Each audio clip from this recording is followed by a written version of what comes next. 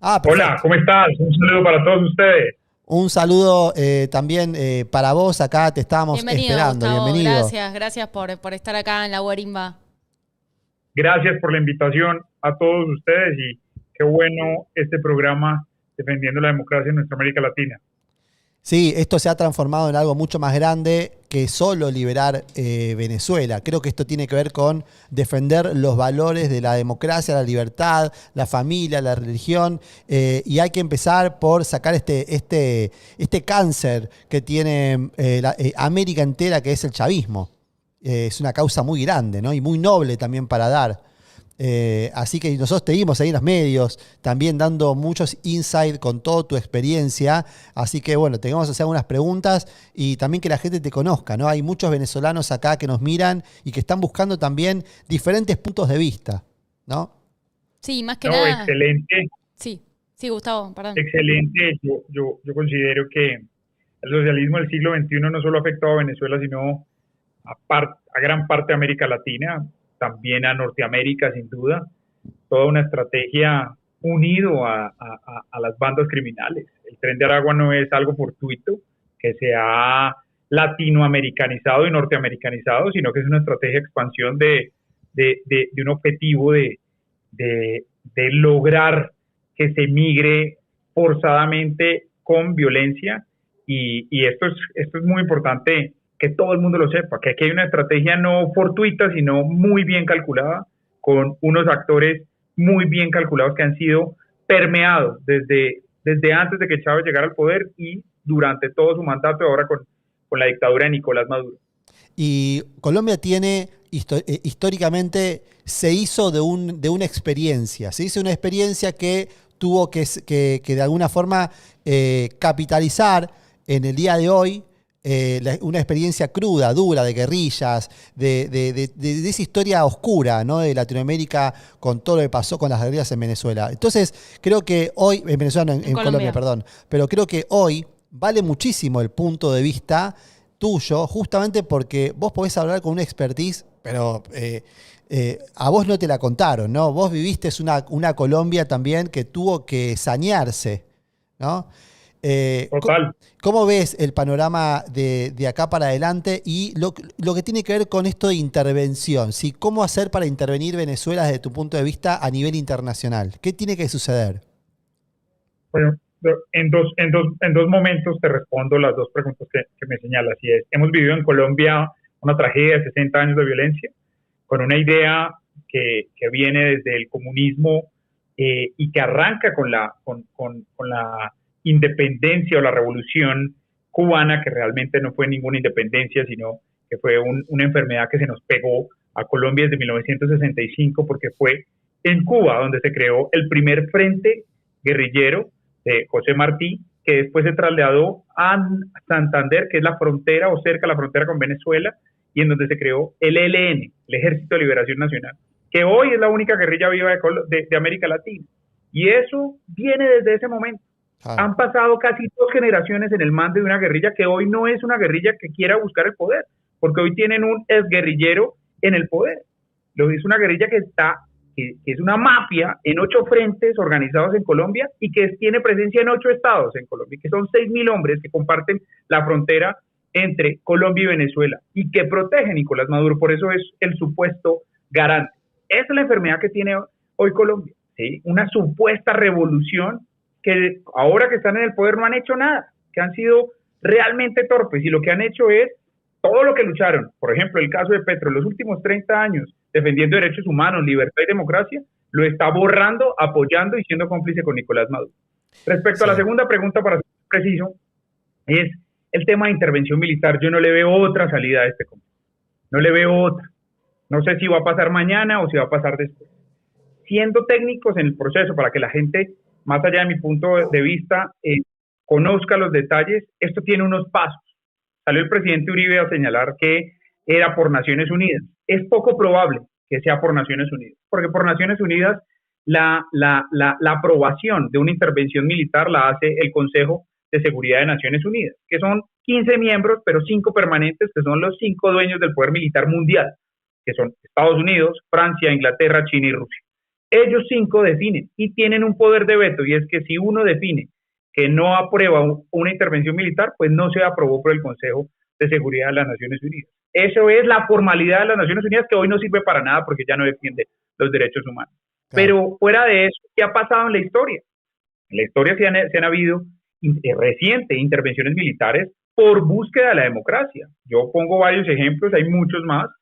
Kosovo en el 99 con el tema de Yugoslavia, Ucrania en el 2004 con la Revolución Naranja, que querían robarse las elecciones, intervino Estados Unidos, en Kosovo la OTAN, y una cercana africana que es Gambia en el 2016, que querían dar un golpe de Estado militar y no reconocer las elecciones, y se metió la Organización de Estados Africanos y los cambió. ¿Qué necesita Venezuela en este momento? Una intervención militar. ¿Por qué? Y aquí ya hablemos un poco de derecho internacional, ¿sí? Público. ¿Qué es lo que sucede? Hay un principio en Naciones Unidas que es la no intervención en los estados, en los asuntos internos de los estados. Esa es una panacea para la izquierda. Y es lo que habla hoy Petro, y lo que habla hoy Claudia Sheinbaum, y lo que habla también Lula. Lula no tanto, pero estos dos anteriores sí. Ese principio no es absoluto, porque va pegado con el principio de soberanía estatal. Y esa soberanía estatal tiene unos requisitos. ¿Cuáles son los requisitos? Sobre todo en las democracias.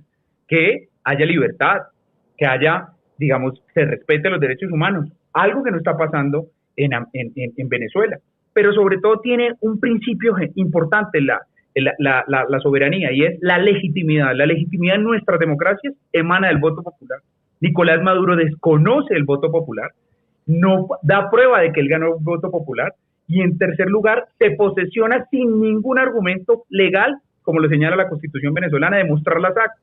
Esto faculta a que esa soberanía absoluta y ese principio de no intervención pueda ser rebatido. Pero en términos prácticos, ¿quién puede hacer esto? Estados Unidos y la Unión Europea, es decir, la OTAN. Ese es el único que tiene el argumento y la fuerza para hacerlo, desde un bloqueo económico y desde una intervención militar. Y esto de los mercenarios, esto de elevar a $100 millones la recompensa, ¿vos creés que eso sería efectivo para grupos como los Blackwater o ese tipo de organizaciones? Sin duda es efectivo y funciona, pero además esto tiene una connotación muy importante, y es a Osama Bin Laden ofrecían $25 millones. Sí, sí. Lo buscaron. Sí, sí, y lo asesinaron. ¿Sí? Al Chapo Guzmán, a otros, a narcos colombianos, a Pablo Escobar, $15 millones. O sea, es decir, catalogan el narcotráfico que está haciendo con el Cartel de los Soles, Nicolás Maduro, Diosdado Cabello y Vladimir Padrino, en unos narcotraficantes mayores al mayor narcotraficante que ha tenido el mundo, que es Pablo Escobar, que no es un orgullo para nosotros, sino fue una decadencia en nuestra democracia y amenazó el Estado. Esto sin duda habla de a quién estamos enfrentando. Estamos enfrentando a un dictador mafioso y narcotraficante que ha enfermado a nuestro continente y que puede seguir enfermándolo, porque su injerencia en las elecciones colombianas que vienen el próximo año, si él sigue siendo dictador, va a ser mucha. Por eso desde Colombia decimos, hay que hacer una intervención militar, aunque eso de la intervención también nos pueda costar mucha libertad a nosotros, porque vamos a traer un conflicto internacional acá. ¿Qué va a pasar con Rusia y China versus una intervención en Estados Unidos? ¿Es capaz o no Donald Trump de hacer una intervención cuando siempre ha hablado de no hacer intervenciones? Pero hoy tiene otra lógica. ¿Le importa o no el petróleo venezolano a Donald Trump en su geopolítica y en su no dependencia de externos, y sobre todo en la guerra con este mundo multipolar de Rusia y China? Entonces, ¿qué sucede? Sería interesantísimo esa motivación para $25 millones a cada uno para mercenarios, pero esa es, digamos, una salida desde mi punto de vista no tan probable. ¿Sí? Es un poco más complejo. El conflicto militares venezolanas hoy es mucho más difícil penetrarlo solamente con un grupo estratégico y táctico. Acuérdense que de intervención militar en Venezuela no solo se ha hablado este año, sino se habló también en el 2019, en el 2017, y se debatió esto. Entonces, esto necesita una mayor voluntad política y juega mucho el escenario internacional, lo que pasa con Israel, lo que pasa con Ucrania, lo que está pasando en todo el Oriente Medio, lo que pasa con las propuestas de Trump con Groenlandia, Canadá y Panamá funcionan. Hay que analizarlo muy, muy bien en esto. Sí, lo que hablábamos, perdón, Mar, Sí. lo que hablábamos ya en este programa hace rato, que empezamos a entender el peligro de amenaza de seguridad nacional para Estados Unidos y obviamente para países como inclusive Colombia, con el ingreso de Irán al escenario, con todo lo que trae eso, ¿no? El Hezbollah, grupos extremistas, esto de que le den pasaportes, mejor dicho, ciudadanías a iraníes. Esto es algo que también hay que tomar cartas en el asunto, ¿no? Creo que esto también es un gran problema de seguridad nacional. Total. Para nosotros ha sido un programa de seguridad nacional desde hace rato. En las anteriores elecciones nosotros tuvimos intervención de Rusia. Fue comprobada. Algunos decían, Petro, por ejemplo, decía que eso era falso y se reía. Y hace 6 meses salió que sí, que intentaron hackear el software de nuestro estamento electoral y que hubo presencia de personal ruso y espías acá, adicionalmente de que hay una presencia y una connivencia entre Hezbollah y grupos guerrilleros como el ELN, con presencia clara acá para controlar también todo el tema de migración. Eso sucede, solamente que no está en la página principal de noticias ni de Colombia ni de América Latina, pero sucede en nuestras fronteras. Según si te remitís a la historia, ¿no? En una posible intervención, este escenario que vos planteabas que de los aliados de Maduro, ¿no? Como Irán, Rusia, China, ¿los ves como que ellos podrían llegar a intervenir en caso de una intervención? Porque yo tengo entendido que, por ejemplo, China como que mucho no se mete cuando sucede este tipo de hechos. Rusia tenemos la guerra con Ucrania, que quizás tampoco, no sé si se metería en algo con lo que le pase a Maduro en Venezuela. Y bueno, nos queda Irán. Y nos queda Irán, que Irán no sé. No, digamos, si somos prácticos en esto, ahí la amenaza más importante que habría que evaluar y que evaluar en una posible intervención sería qué haría Rusia en ese caso. Pero Rusia tiene un frente de batalla muy grande que es Ucrania, en donde está toda la OTAN atrás, con un desgaste militar muy alto, porque Ucrania en términos tecnológicos y de guerra ha avanzado mucho. Ustedes han visto la inversión en drones desde Estados Unidos, son uno de los líderes en tecnología militar, y eso le ha costado también a Rusia en muchos sentidos, y tiene un poco allí. Si ustedes ven, tampoco Rusia hizo nada, digamos, en términos militares con lo que pasó con Bashar al-Assad, ¿sí? Con lo que pasó en Siria como tal, y eso, digamos, también muestra que podría hacer Rusia. Estamos muy lejos de Rusia, de su capacidad de reacción, pero es lo que más tiene que evaluarse en momento de intervención. Irán tiene, digamos, una distracción muy importante con Israel hoy, lo cual podría ser beneficioso para nosotros. Y China, como tú lo dices, en los conflictos, en los últimos años, yo lo mencionaba la vez pasada también, es en el pasado lo que ha pasado con China es que no se mete, y lo que buscará es una negociación por todos los intereses que tiene, ¿sí? Hoy no parece tan probable esto. Aquí lo único probable es que Venezuela tiene un poder militar importante, tiene unos aviones de superioridad aérea que son los Sukhoi japoneses, que son muy importantes, y que al primer actor que podría atacar también podría ser a nosotros. Para nosotros siempre ha sido una amenaza desde que llegó Chávez lo que puede hacer el régimen de Maduro, porque en el artículo 10 de la Constitución habla de la capitanía de Venezuela, que era como estaba el territorio en 1821, y eso vincula parte del territorio colombiano, especialmente de La Guajira y del Casanare, que es parte de la frontera. Entonces, si miramos en términos de reacción, no pareciera así en el tablero que pudiera ser tanta amenaza a ellos. Sin embargo, el poder militar de Venezuela no es el poder militar de Cuba, ¿sí? Es muchísimo mayor. Y es importante, tienen el control.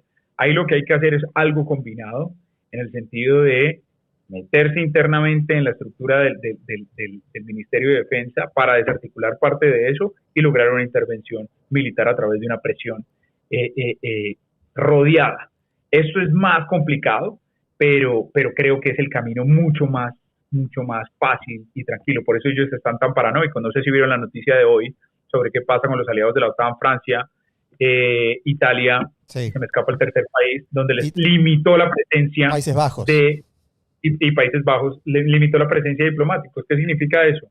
Él sabe que los únicos dos que los pueden atacar son Estados Unidos y la OTAN, y Francia, que digamos tiene un poderío también allí importante. Entonces empiezan a resguardarse y el régimen va a estar muy ansioso Y es ahí donde pueden venir las traiciones, esperamos nosotros, porque que haya traición interna es, digamos, lo más fácil para que pueda haber un apoyo, o que esa traición interna pueda apoyar una intervención militar.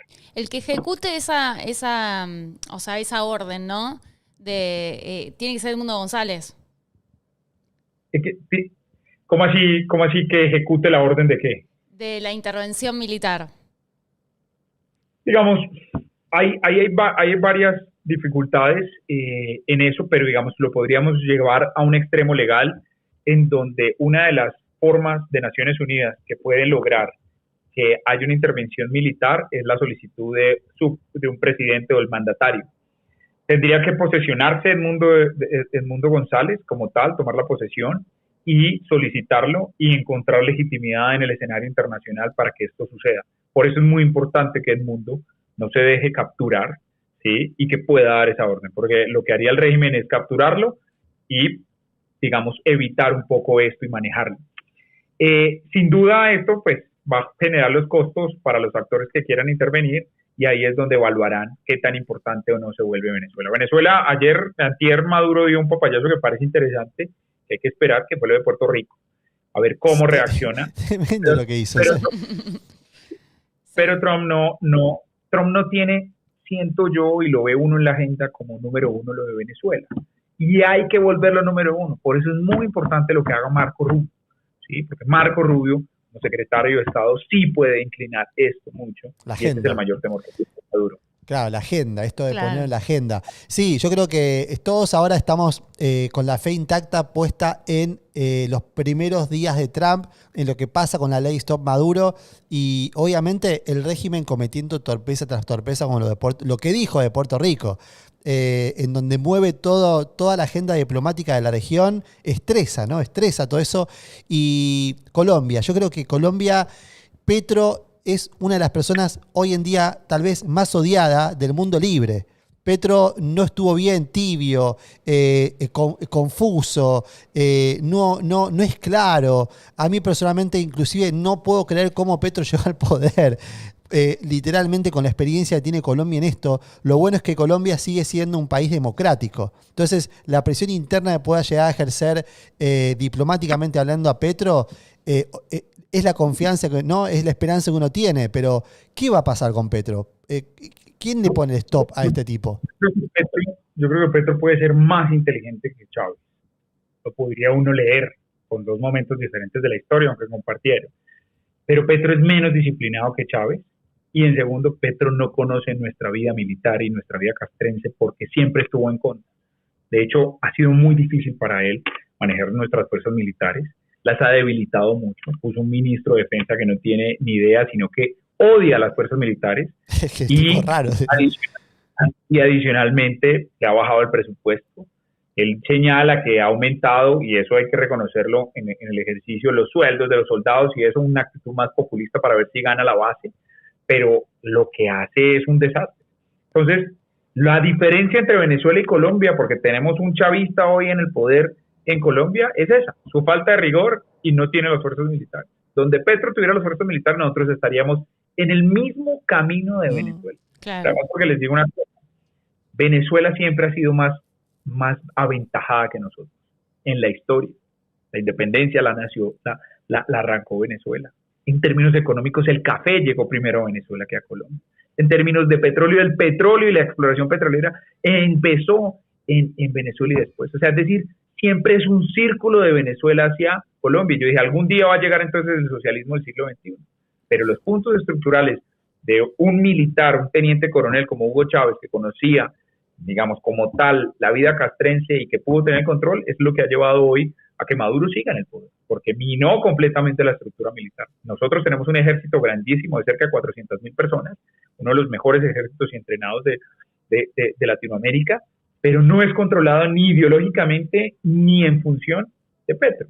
Entonces, ¿qué va a suceder con Petro? Yo creo que va a ser la decepción de la izquierda, lo vemos en las encuestas, está entre el 25 y 30%, se nicha, es decir, se coge solamente su extrema izquierda, pero al final eso no lo va a poder trasladar a un siguiente votante, no tiene un líder claro en su estrategia electoral para continuar en el poder, y no tiene a las dos ramas del poder siguientes a él, que son las Cortes, que no lo quieren, que le han frenado muchas de las reformas y le van a frenar la última reforma pensional, y el Congreso, que se le ha parado muy fuerte.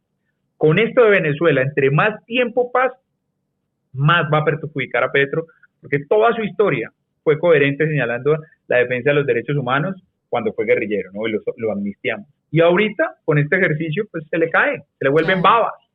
Este ejercicio se le vuelve un ejercicio retórico, y la gente lo está odiando. Por eso sale a tratar de acomodar. Cuando Uribe propone la intervención militar, trata de acomodar, pero yo quiero que entiendan una cosa allí muy importante. No sé si lo han visto ustedes desde allá, pero en nuestras elecciones hubo una intervención por parte de Venezuela.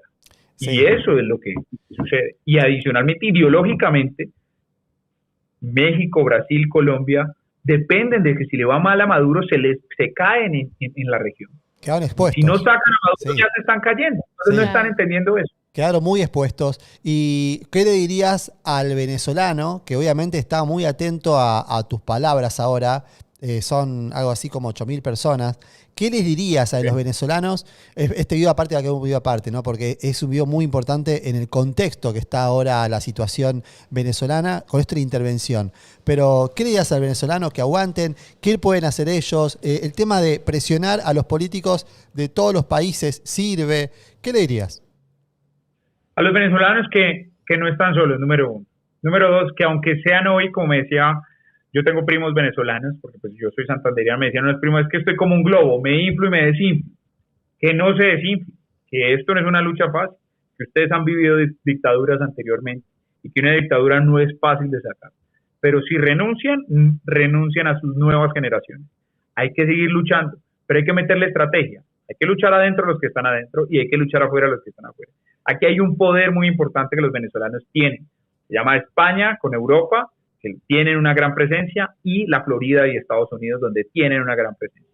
Adicionalmente, ahí hay que incidir en esa agenda de Estados Unidos, que esa agenda sea la que apriete al dictador, porque ahí hay una ventana de oportunidad que se llama Marco Rubio, que puede ayudar a mover el escenario.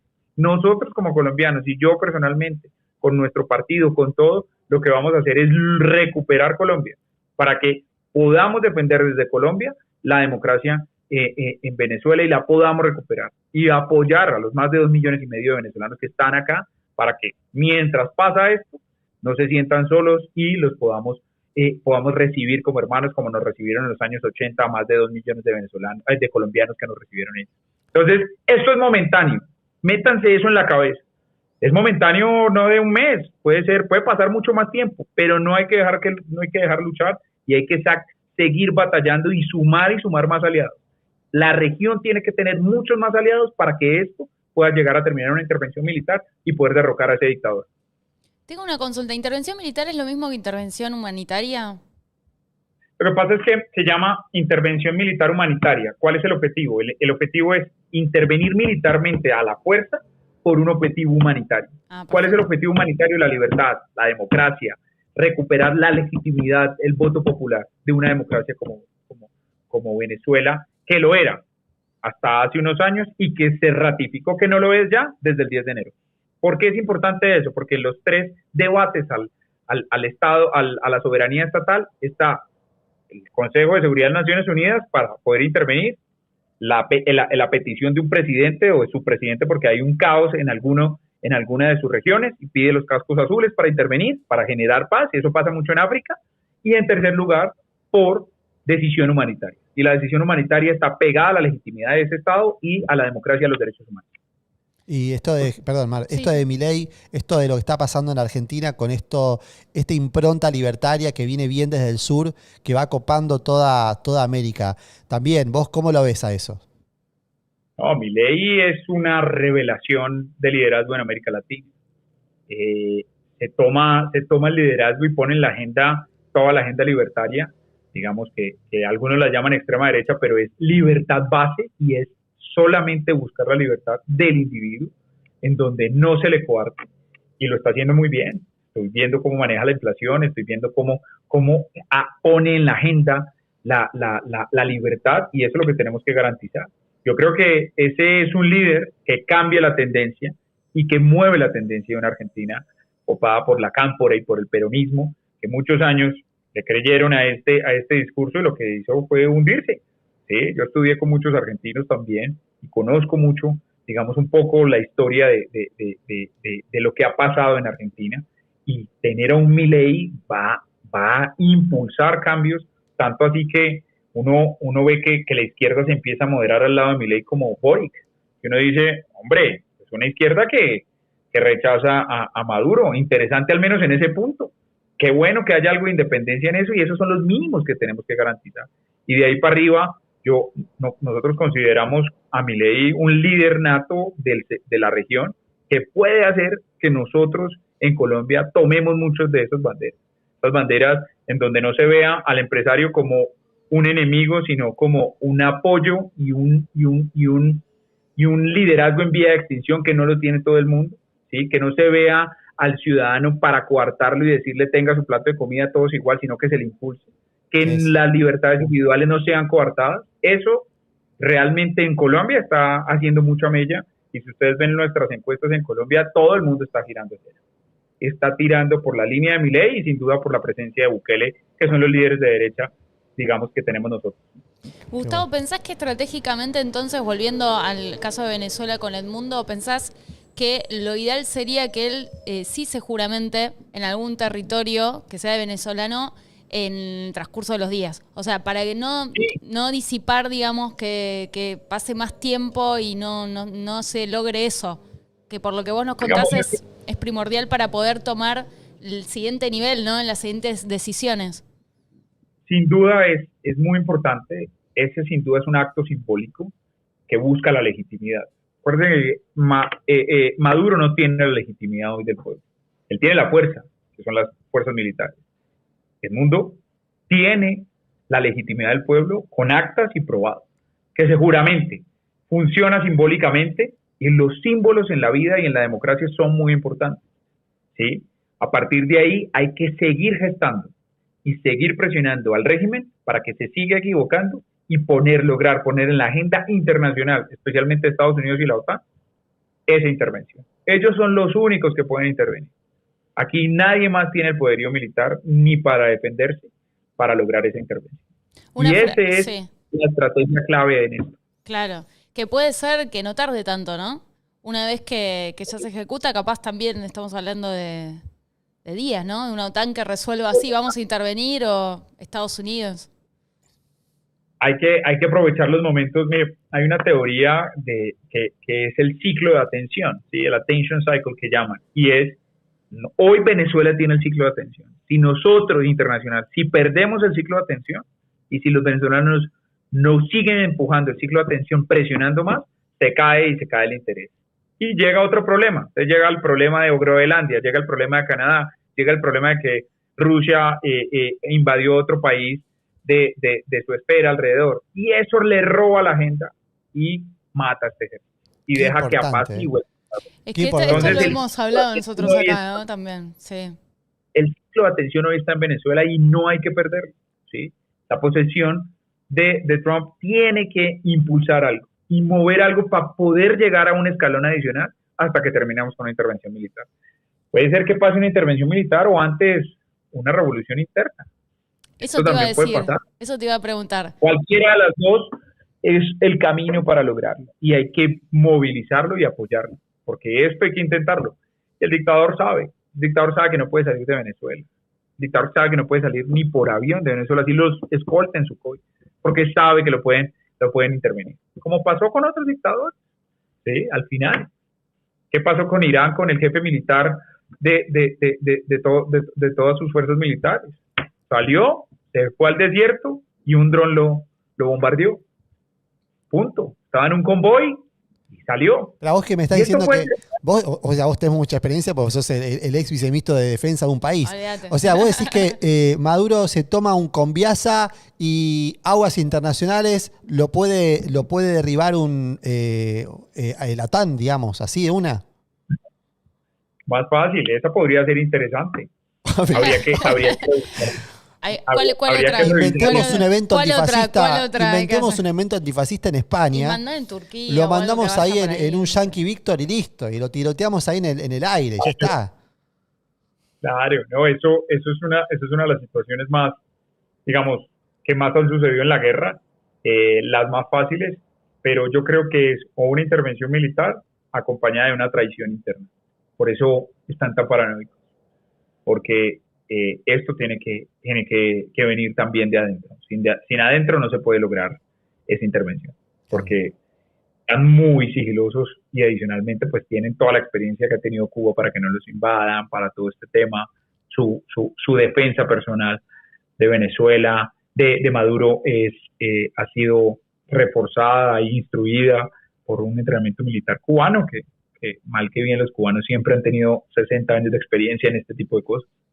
Claro. Guerrilla, ¿no? Guerrilla a todo nada.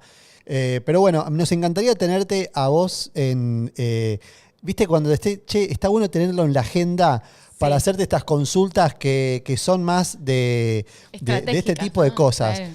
Así que los otros días salió en vivo Iván Simonovic, por ejemplo, una persona con mucha experiencia en esto, que él está en Estados Unidos, también haciendo mucho por Venezuela, pero vos también tenés la experiencia de lo que te tocó comandar, sumado que vos estás ahora en una carrera, o sea, estás en carrera entonces para la nueva gobernación de Colombia, ¿es correcto?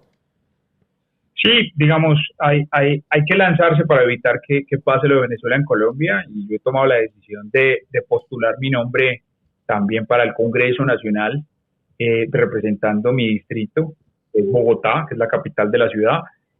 Vamos a dar esa pelea con esta coherencia, porque creo que es oportuno.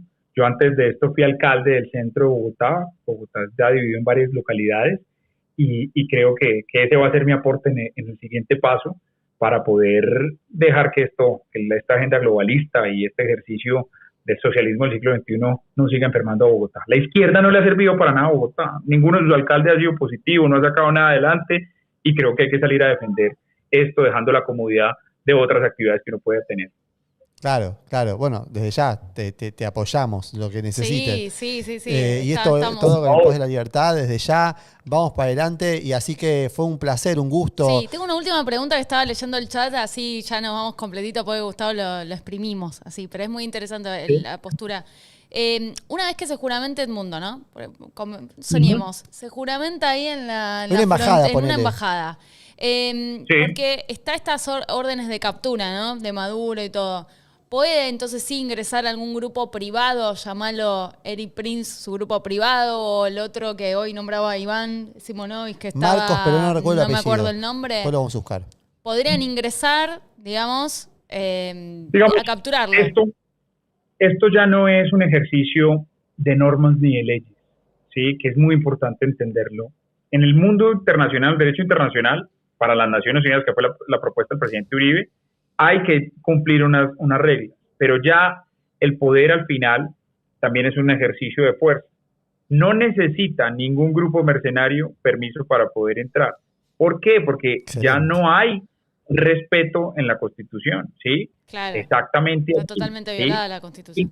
Exacto. Y lo segundo es porque el hecho es que aquí hay un poder de facto, de dictadura, que tiene el Ministerio de Defensa. Entonces, desde la perspectiva hacia donde hay que llevar la agenda, es que el pueblo venezolano está capturado y hay que irlo a liberar. Está capturado por una dictadura que tiene su base en un ejercicio militar en el Ministerio de Defensa.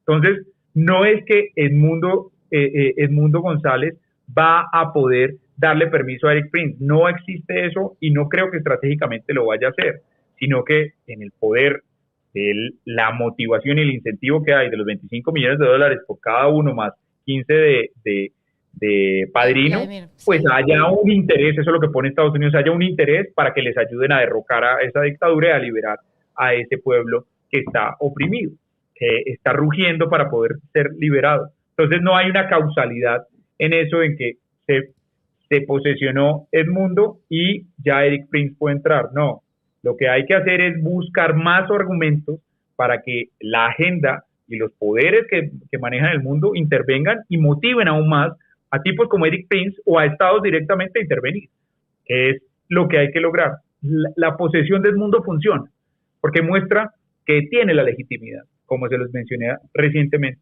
y con eso hay que moverse. que fue los errores que se cometieron con Guaidó, y hay que evitar que se cometan esos errores. Hay que evitar al máximo eso, porque ahí pierde legitimidad y esperanza la ciudadanía que se encuentra atrapada en Venezuela y afuera. La última pregunta, porque esta pregunta también la tengo en la punta de la lengua. 100 millones de dólares, ¿no? Hablamos todo el mundo de Eric Prince, pero ¿qué pasaría en Colombia? Estás muchísimo más cerquita, en donde vos tenés guerrilla todavía, vos tenés experiencia militar, vos tenés la posibilidad de poder agarrar gente que inclusive militares venezolanos que están asilados en Colombia. ¿Vos creés que puede llegar también a impactar esa noticia en la guerrilla como para poder decir, mirá, 100 millones de dólares, vamos, entramos? Y sí. No, hay que ser muy claros en esto, y es las dos guerrillas que nosotros tenemos, una que fue parcialmente desmovilizada en el año 2016 con un proceso de paz, que son las FARC, creó 3 disidencias que ahora son casi igual de poderosas a las antiguas FARC, y el ELN son aliados de Maduro, se alían en el narcotráfico con Maduro. De hecho, el ELN tiene toda la presencia en el costado, en la frontera, y el ELN tiene presencia en 8 estados apoyando a Maduro. El ELN Maduro le ha ayudado al ELN con armamento, ¿sí? Entonces ahí no hay ningún incentivo porque hay mucha más plata y mucho más poder que 100 millones de dólares, ¿sí? Es muy importante aclarar esto. Nosotros tenemos un grupo que es una disidencia del paramilitarismo, que es las Autodefensas Unidas Gaitanistas o el Clan del Golfo, que se vuelve más una mafia donde también está comercializando y tiene alianzas también para salir por Venezuela. Es que la droga ahora la produce Ecuador, Ecuador es el que la produce, la fabrica y la transporta a través de Venezuela. Las bandas de colombianas, los grupos armados organizados, los llamamos nosotros los GAO, y los residuales, que son los de las FARC, producen en Ecuador y salen desde Ecuador por toda la Amazonía, cerca de la Amazonía, la altillanura colombiana, y se meten en la llanura venezolana y en el Catatumbo, y por ahí sacan la coca hacia Europa y Estados Unidos. Por eso es que la DEA pide 25 millones de dólares por la cabeza de Maduro. Entonces no es probable que haya un apoyo allí. Respecto a nuestras fuerzas militares, no, pues nuestras fuerzas militares han mostrado en los últimos 60 años antes del golpe de Estado de 1957 una disciplina, y lo han mostrado con Petro también, una disciplina al poder constitucional, y no se va a meter. Aquí no hay la fuerza ni la tecnología militar para poder derrocar a Venezuela, y eso lo sabe Maduro, y eso lo sabe Petro, por eso ha debilitado también nuestras fuerzas militares. Por eso nosotros en un conflicto con Venezuela no ganamos, porque ellos tienen unos aviones que nos bombardean en 6 minutos, salen desde Caracas y están en 6 minutos en Bogotá bombardeando la Casa de Nariño. Entonces nosotros no tenemos defensa antiaérea tan fuerte como la tiene Venezuela. Entonces a nosotros no es un negocio, y no da ahí los incentivos ni la capacidad para poder derrocar. Ahí es un grupo internacional o un estado potencia como que salga desde la OTAN o de Estados Unidos. Pero podría ser funcional a la OTAN Colombia, ¿no? Si realmente... Claro, no, nosotros tenemos bases de Estados Unidos en Colombia. Claro. El Comando Sur, Petro nos las ha sacado. Nosotros tenemos 7 bases militares gringas acá, y que tienen una presencia importante, pero están siendo muy controladas, y Maduro las tiene también muy identificadas. Por eso Maduro ha invertido tanto en defensa, porque sabe que esto puede entrar principalmente por Colombia, porque por la Amazonía brasilera no hay forma. Entonces, ahí hay que revisar muy bien estratégicamente lo que está haciendo. Hoy, lo que hizo con Barbados, Estados Unidos, es muy interesante. Sí. Nosotros no tenemos portaaviones en nuestra área, y en Colombia no lo tiene ni Maduro, porque vale 500 millones de dólares, de 500 a 1.000 millones de dólares, pero empezar a acercar ese ejercicio puede ser, digamos, una de las respuestas a todos estos deseos de los venezolanos y de los latinoamericanos que nos gusta la democracia. Okay. Sí, bueno, acá también es apasionante para la gente que de alguna forma también empieza a ver las fichas que tiene que ver con lo geopolítico y lo militar, ¿no? Venezuela, yo pensaba que los aviones estaban medios cachuzos, medio vetustos, medios viejos, medios desarmados, o sea, medios desactualizados, mejor dicho, porque mal que mal son aviones viejos, ¿o no? Sí, pero recientemente, no recuerdo bien la fecha, pero no es más de 10 años, repotenciaron y compraron los últimos Sukhoi. Estos son supersónicos, viajan a mayor de la velocidad del sonido, y son una buena defensa de todas maneras. No tienen los F-16, ni los F-70, ni los Gripen, ni los Rafale que tiene Francia, ni Suecia, ni Estados Unidos, pero tienen mejores aviones que nosotros. Nosotros tenemos aviones de 1980, que son los Kafir. Ellos tienen aviones de este siglo, que tienen una potencia y que tienen una velocidad importante y que tienen una efectividad de ataque muy alta. Nosotros no tenemos esa defensa. Los únicos que tienen esa defensa en el hemisferio son Brasil. La potencia suramericana es Brasil militarmente, y está con ellos. Si llegara un Bolsonaro de nuevo, podría ser interesante, porque el hegemón de nuestra región no va a estar en contra. Pero Lula no está tan a favor de Maduro, y eso lo tendrá que medir muy bien Trump y la OTAN al momento de definir, porque es el que más podría poner impedimentos y problemas en la región. Los BRICS, es como, siendo parte de los BRICS también. Por eso. Y ahí entra una negociación internacional que es muy importante. Por eso es muy importante que pasen las elecciones de Brasil. Ahorita nos vamos a jugar en los 2 próximos años el futuro. Y ojalá que la tensión sobre Venezuela crezca, aunque nos afecta a nosotros, porque nosotros somos los más vulnerables en ese caso. Y si llega un gobierno de centro-derecha en Colombia, pues va a ser la mayor amenaza que pueda tener Maduro. Por eso no hay duda que para nosotros puede haber una intervención, no militar, sino en la base electoral y económica en las próximas elecciones a favor de la izquierda en Colombia. Y eso es uno de los mayores temores que tienen todos los líderes políticos de Colombia, y la ciudadanía lo está conociendo, porque estamos haciendo pedagogía en eso, y es, ojo, porque tenemos un dictador vecino que no va a querer que su aliado o su frontera más grande y más importante pues tenga un enemigo y vuelva a tener un enemigo que lo pueda atacar rápidamente. Va a empezar a infiltrar, obviamente, esos tentáculos del chavismo comprando voluntades y financiando de la izquierda. Total. ¿Cuándo son las siguientes elecciones de allá? Una cosa sobre Bogotá. El tren de Aragua acá, nuestra tasa de homicidio en Bogotá creció muchísimo, y en gran parte es la disputa que tiene el tren de Aragua con las bandas criminales locales, y se está apropiando de los territorios locales, y son venezolanos, y su mando todavía sigue de una cárcel del estado de Aragua, y hacen parte de toda una red internacional que se aprovecha a los migrantes para recibir réditos, y que ahora está siendo funcional, económicos, y ahora está siendo funcional para la dictadura venezolana. Ellos van a ser utilizados para colonizar la región y parte, por ejemplo, especialmente aquí de Bogotá y de Colombia. Excelente, Gustavo. Bueno, muchísimas gracias por ser parte de la historia de esta. Nosotros estamos documentando todos los días, ya hace como 6 meses, todos los días, la situación venezolana, y cómo también vamos entendiendo el panorama geopolítico, lo importante de Colombia, qué pasa en Brasil. Ahora esta unión que está haciendo Edmundo González Urrutia con estos presidentes de Guatemala, de República Dominicana, presidentes que juntos pueden hacer mucho, digamos, y a la espera de un Donald Trump en el poder, con Marcos Rubio y todo el ejército de ahí de cubano, de Salazar, Scott, ahí. Así que se viene algo muy interesante. Te agradecemos muchísimo por ser parte de la Guarimba Digital, y estamos a disposición tuya también. No, a ustedes muchas gracias, que sigan luchando, y que aquí en Colombia estamos apoyándolos, que cuenten con nosotros, que no están solos en este país, y que aquí estamos también luchando para que sacamos adelante esta región. Vamos, Una feliz noche, Gustavo. Y a todos los venezolanos, fuerza, que eso es lo que necesitamos. Vamos, viva Libertad, carajo. Gracias, Gustavo. Ahí están las redes sociales de Gustavo, también para seguirlo en X, también en la descripción. ¿Cómo era? ¿Cuánto, Gustavo?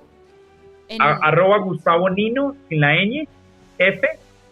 Ese es mi Twitter, y aparezco como Gustavo Niño Furnieles en Instagram, y en TikTok Gustavo Nino 89. Yo ya te sigo en X también, ¿eh? Yo después lo sigo en X, ya lo sigo en Instagram. Sí. Ahora igualmente queda todo anotado ahí para que vayan a seguirte. Muchas gracias, Gustavo. Muy valioso todo lo que nos contaste.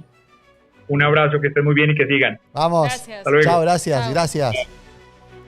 Impresionante. Muy interesante. Claro, porque uno tiene que entender, uno tiene que buscar contextos, uno tiene que escuchar a personas que vienen con experiencia, y cómo se complica la situación en toda la región. Porque el chavismo es eso, el chavismo es un problema. Es un problema que no es solo de los venezolanos, es un problema que tiene que ver justamente con el futuro de nuestra generación en Latinoamérica.